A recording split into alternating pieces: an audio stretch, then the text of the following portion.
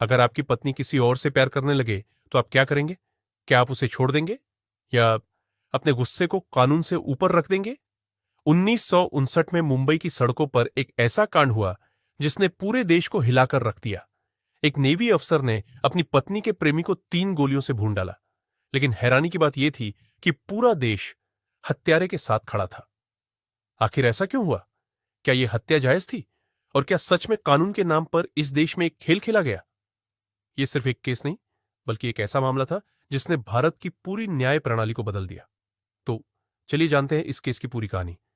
यह कहानी शुरू होती है नानावटी से, जो भारतीय नौसेना में कमांडर थे। एक ईमानदार अफसर, देशभक्त और जिम्मेदार पति। उनकी पत्नी थी सिल्विया नानावटी।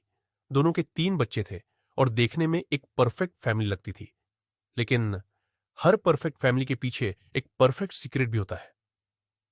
सिल्विया को अपने पति से दूरियों का एहसास होने लगा, क्योंकि नानावटी अक्सर समुद्र में महीनों के लिए ड्यूटी पर रहते थे। इसी दौरान सिल्विया की जिंदगी में एक और शख्स आया, प्रेम आहूजा। एक अमीर बिजनेसमैन, चार्मिंग और सिटी लाइफ का दीवाना। धीरे धीरे सिल्विया और प्रेम के बीच नजदीकियां बढ़ी और दोनों के बीच एक अफेयर शुरू हो गया। लेकिन सवाल यह है, क्या यह सिर्फ एक अफेयर था या प्यार? 1959 का एक दिन, जब नानावटी को इस अफेयर के बारे में पता चला, उन्होंने सिल्विया से सीधे सवाल किया, क्या तुम मुझसे प्यार नहीं करती? सिल्विया की आंखों में आंसू थे, लेकिन उसके लफ्ज चुप थे। नानावटी का खून खौल उठा, लेकिन उन्होंने सोचा, शायद ये सिर्फ मेरा शक है। पहले मैं खुद प्रेम आहूजा से पूछूंगा। नानावटी अपने सर्विस रिवॉल्वर के साथ प्रेम आहूजा के घर पहुंचे।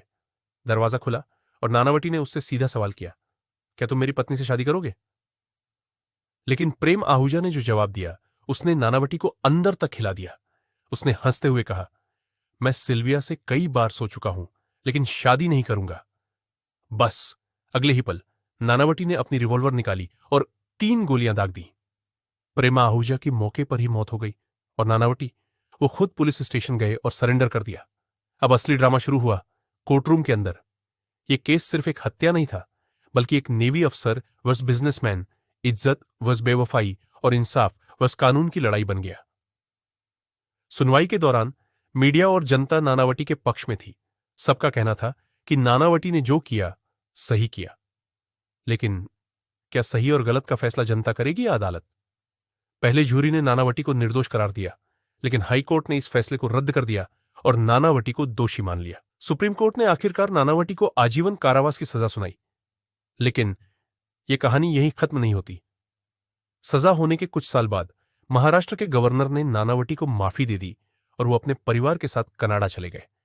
पर सवाल यह उठता है, क्या यह इंसाफ था?